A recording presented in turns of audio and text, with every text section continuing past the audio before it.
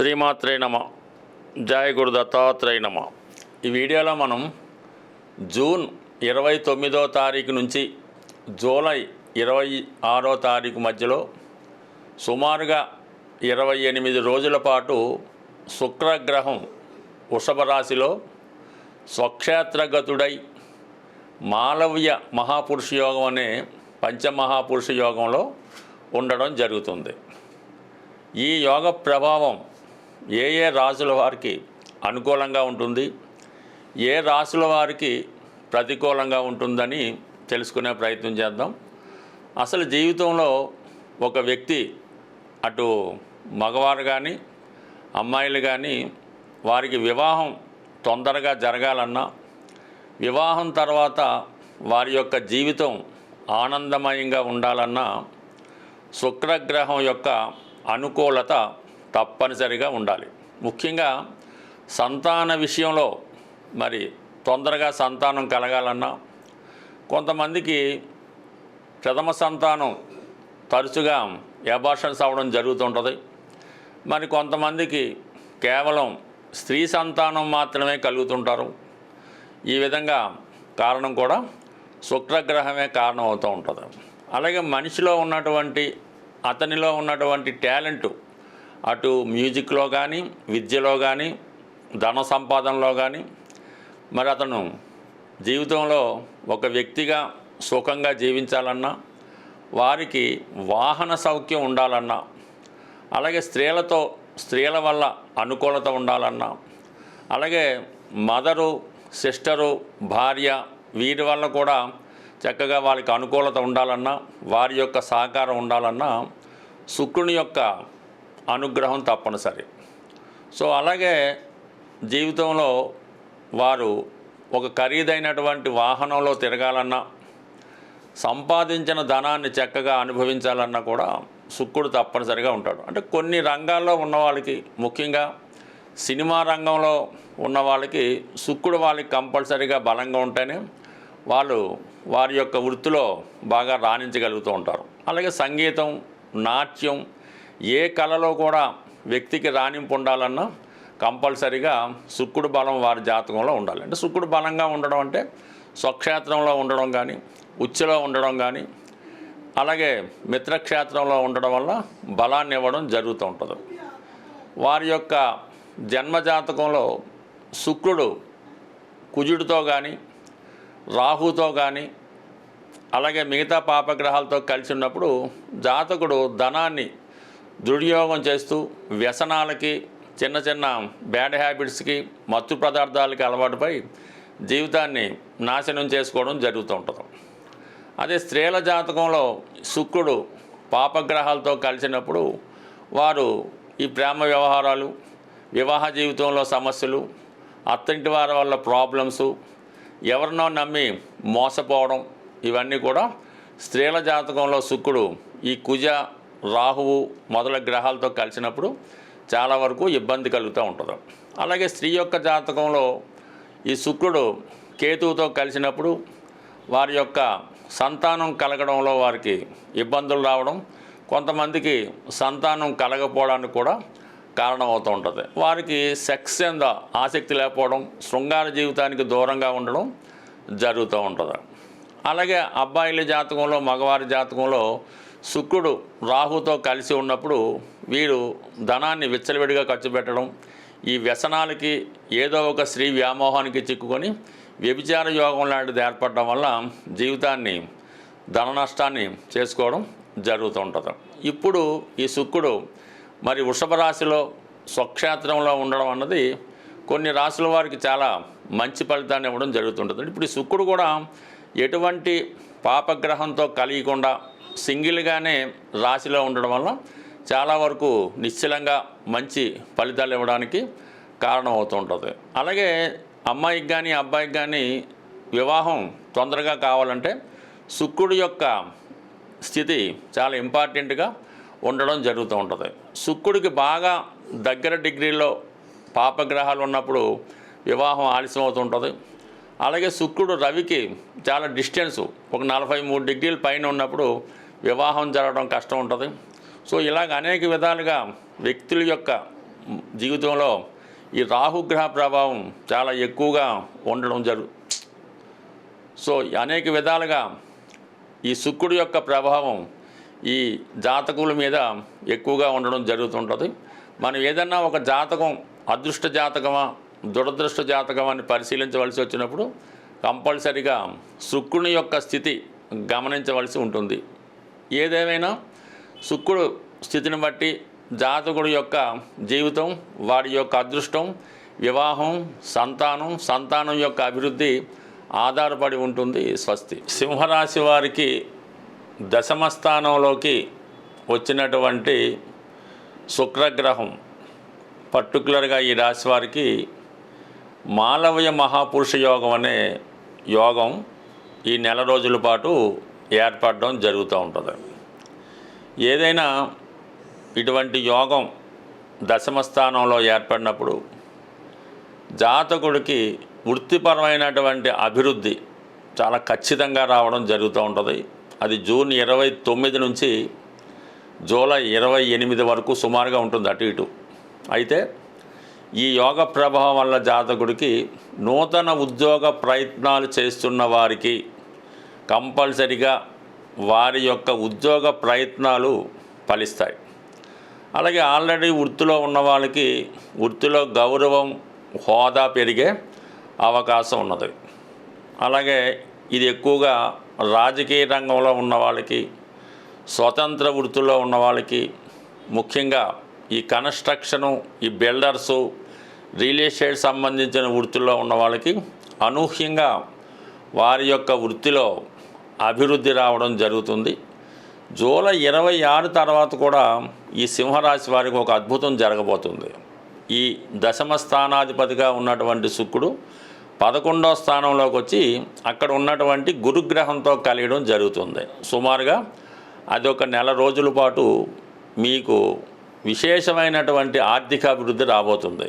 2 శుభగ్రహాలు ఒక శుభగ్రహ స్థానంలో రావడం వల్ల ఇది ఎస్పెషల్లీ వ్యాపార రంగంలో ఉన్న వాళ్ళకి, రాజకీయ రంగంలో ఉన్న వాళ్ళకి అనూహ్యమైనటువంటి ధన సంపాదన రాబోతుంది. అలాగే వారి జీవితంలో చాలా ప్రముఖమైనటువంటి వ్యక్తులతో మీకు స్నేహం ఏర్పడడం కానీ, వారి యొక్క పరిచయం లేదంటే వారి యొక్క కోరికలు అంటే వారితో వారు మీకు సహకరించడం జరుగుతూ ఉంటుంది. 11వ స్థానంలో 2 శుభగ్రహాలు వచ్చినప్పుడు కంపల్సరీగా మీకు మీ మనసులో ఉన్నది ఏదైతే అనుకూలత ఉందో అది నెరవేరడానికి అవకాశం ఉంటుంది. అంటే అప్పుడు అది నెరవేరాలంటే ప్రస్తుతం మనం ఈ దశమ స్థానంలో శుక్రగ్రహ ప్రభావం వల్ల ప్రయత్నం అన్నది చేయవలసి ఉంటుంది. అంటే శుక్రుడు దశావతారాల్లో పరశురామ అవతారానికి ప్రతీకగా ఉండడం జరుగుతుంది. ఇప్పుడు ఈ మాలవ్య మహాపురుష యోగం కూడా జాతకుడికి విశేషమైనటువంటి ధైర్య సాహసాలు రావడం జరుగుతూ ఉంటుంది. పూర్వం అయితే యుద్ధాలు అవి చేసి రాజ్యాలను ఆక్రమించుకొని సంపాదిస్తూ ఉండేవారు, వాళ్ళు విస్తరణ చేసుకుంటూ ఉండేవారు. పరశురాముడు కూడా అలాగే మొత్తం భూభాగాన్ని జయించడం జరిగింది. తర్వాత అది వేరే రాజుకి ఇవ్వడం జరిగింది. మొత్తం ఏదైనా ప్రస్తుతం మీరు భూమి కానీ స్థిరాస్తి కానీ సంపాదించడానికి ఇప్పుడు ఉన్నటువంటి గ్రహస్థితి మీకు చాలా వరకు సహకరించడం జరుగుతూ ఉంది. ఎస్పెషల్లీ ఈ దశమంలో ఉన్నటువంటి శుక్రుడు చతుర్థాన్ని కూడా వీక్షిస్తూ ఉంటాడు. ఆ కారణం వల్ల ఏంటంటే ఈ సమయంలో మీరు గృహానికి సంబంధించినటువంటిది ఏదైనా సొంత గృహం ఏర్పాటు చేసుకోవడం కానీ, కొంతమంది ఈ ప్రభుత్వ అధికారులకో రాజకీయ నాయకులకో ఈ ప్రభుత్వం వారు ఇచ్చినటువంటి క్వార్టర్సు అలాంటివి కూడా అలర్ట్ అవుతుంటాయి. వాహన సౌఖ్యం లభిస్తూ ఉంటుంది. విద్యార్థులకి విద్యా సంబంధించిన విషయాల్లో అనుకూలత ఏర్పడుతుంది. అలాగే తృతీయాధిపతి కూడా శుక్రుడు అవడం వల్ల ఎస్పెషల్లీ మీ తర్వాత జన్మించిన వాళ్ళకి కానీ మీ తోడబుట్టిన వారికి కానీ గొప్ప అవకాశం రావడం జరుగుతూ ఉంటుంది. అంటే తృతీయాధిపతి దశమ క్షేత్రంలో స్వక్షేత్రగతుడై ఈ యోగంలో ఈ మాలవ్య మహాపురుష యోగంలో ఉండడం వల్ల మీ తర్వాత జన్మించిన వారికి కానీ మీ స్నేహితుడికి కానీ ఒక గొప్ప పదవి కానీ అవకాశం కానీ రావడం జరుగుతూ ఉంటుంది. సో కామన్గా ఈ శుక్రుడు దశమ స్థానంలో ఉన్నప్పుడు ఎక్కువగా మీరు ఎంటర్టైన్మెంట్ కార్యక్రమాల్లో కానీ విహార వినోదయాత్రల్లో కానీ ఏదైనా శుభకార్యంలో కానీ పాల్గొనడానికి అవకాశం ఉంటూ ఉంటుంది. అలాగే వృత్తి సంబంధించిన విషయాల్లో కూడా గతంలో కన్నా ఎక్కువ అనుకూలత ఏర్పడడం వల్ల అటు మార్కెటింగ్ రంగంలో ఉన్న వాళ్ళకి, సినిమా రంగంలో ఉన్న వాళ్ళకి, లేదంటే ఫైనాన్స్ సంబంధించిన రంగంలో ఉన్న వాళ్ళకి ఇవన్నీ కూడా వాళ్ళ వృత్తిలో ఒక అదనపు గ్లామరు యాడ్ అయ్యి ఆటోమేటిక్గా మీరు దాన్ని జనరేట్ చేసుకొని ఎక్కువ కలర్ఫుల్గా ఉండే అవకాశం ఉంది. అంటే గతంలో ఒక సాధారణ వాహనం మీద తిరుగుతున్నటువంటి మీరు దాన్ని ఇంకా హై క్వాలిటీ ఉన్నటువంటి వాహనాల మీద తిరగడం, హై క్వాలిటీ ఉన్నటువంటి హోటల్స్లో స్టే చేయడం, ఈ విధంగా మీ జీవన విధానంలో మీ లైఫ్ స్టైల్లో మార్పు రావడం జరుగుతూ ఉంటుంది. సో ఏదైనా ఒక గ్రహం లగ్నంలో రాశిలోకి వచ్చిన, దశమంలోకి వచ్చిన దాని ప్రభావం ఖచ్చితంగా వృత్తి వ్యవహారాల మీద ఉండడం జరుగుతుంది. శుక్రుడు లాంటి శుభగ్రహం దశమంలోకి రావడం వల్ల ముఖ్యంగా శత్రువులు మిత్రులుగా మారుతారు, వృత్తిలో స్త్రీల సహకారం పెరుగుతుంది, ఆర్థిక పరంగా అనుకూలత ఏర్పడుతుంది. ఓవరాల్గా ఈ రాశి వారికి ఈ పంచమహాపురుష యోగాల్లో మాలవ్య మహాపురుష యోగం ఏర్పడడం, దాని తర్వాత ఒక నెల రోజుల తర్వాత 11వ స్థానంలోకి వచ్చి అక్కడ గురుగ్రహంతో కలియడం, ఇవన్నీ సింహరాశి వారికి సుమారుగా రాబోయే 2 నెలల్లో కొన్ని అద్భుతాలు వచ్చే అవకాశం ఉంది. ఏదైనా అది ప్రయత్నపూర్వకంగా ఉపయోగించుకుంటేనే ఆ ఫలితం వస్తుంది తప్ప మరి ఖాళీగానే కూర్చొని కళ్ళ కంటే మాత్రం ఏది మనకు రాదు. కొద్దిగా ప్రయత్నం చేయండి, ఫలితాన్ని మీరు పొందుతారు. స్వస్తి. శుక్రగ్రహం అనుగ్రహం పొందాలంటే శుక్రగ్రహానికి సంబంధించినటువంటి పరిహారాలు మనం నిత్యం చేసుకోవడం వలన శుక్రుడు ఏ రాశిలో ఉన్నా, ఏ భావంలో ఉన్నా, ఏ స్థితిలో ఉన్నా మనకి అనుకూలమైనటువంటి ఫలితాన్ని ఇవ్వడం జరుగుతూ ఉంది. శుక్రుడు శుచికి, శుభ్రతకి కారణమవుతూ ఉంటాడు. అందుకే మన గృహం, మన పరిసరాలు చాలా పరిశుభ్రంగా, శుచిగా, నియమంగా ఉన్నప్పుడు ఆటోమేటిక్గా లక్ష్మీ అమ్మవారు మన గృహంలో కొలువై ఉండడం జరుగుతూ ఉంటుంది. దానికి ప్రధానంగా ఇల్లాలు కూడా కారణమవుతూ ఉంటుంది. మరి ఇల్లాలిని బట్టి ఇల్లు అంటూ ఉంటారు.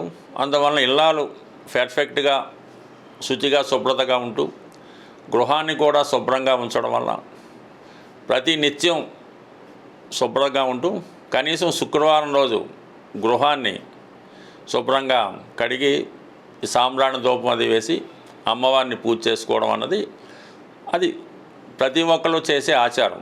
దాంతో వ్యక్తిగతంగా కూడా ఎల్లప్పుడూ పరిశుభ్రమైనటువంటి వస్త్రాలు ధరించడం, సాధ్యమైనంత వరకు శుక్రుడు సౌందర్యానికి కారణం కాబట్టి ఈ మేకప్, ఈ సెంట్లు వాటికి కూడా కారణమవుతుంటాడు. అంటే మరీ ఓవర్గా మేకప్ చేసుకోమని మనం చెప్పం, కానీ ఈ స్త్రీలైతే పూర్వకాలం అయితే పసుపది రాసుకునేవారు. ఈ కాలంలో కూడా కొద్దిగా సౌందర్యంగా ఉండడానికి ప్రయత్నం చేయడం, మగవారు కూడా సాధ్యమైనంత వరకు ఏదో మేకప్ అది కాదు కానీ కొద్దిగా శుభ్రంగా నీట్గా ఉంటూ ఈ స్ప్రేలు అవి వాడటం వల్ల కూడా ఈ శుక్రుడు యాక్టివేట్ అవ్వడం జరుగుతూ ఉంటుంది. అందుకనే సాధారణంగా ఈ తులా రాశి, తులా లగ్నం, వృషభ రాశి వారు వచ్చినప్పుడు ఆటోమేటిక్గా వారితో పాటు ఒక మంచి పరిమళం రావడం జరుగుతూ ఉంటుంది. అలాగే సెలబ్రిటీ లాంటి లేడీస్ కానీ పెద్ద పెద్ద స్టార్స్ వచ్చినప్పుడు వాళ్ళ దగ్గర ఉన్నటువంటి పరిమళం మనకి చాలా వరకు డామినేట్ చేయడం జరుగుతూ ఉంటుంది. అందువల్ల ఈ పరిమళ సుగంధ ద్రవ్యాలు వాడటం, అలాగే నిరంతరం శుచిగా ఉండడం, ఇది చేసుకోవడం వల్ల శుక్రుడు యాక్టివేట్ అవుతుంటాడు. సాధారణంగా గృహంలో ఉన్నటువంటి స్త్రీలకి వాళ్ళకి ఎటువంటి లోటు రాకుండా సమయానికి వాళ్ళకి అన్నీ సహకరిస్తూ వాళ్ళని దూషించకుండా, తిట్టకుండా, దుర్భాషలాడకుండా ఉండవలసి ఉంటుంది. 99%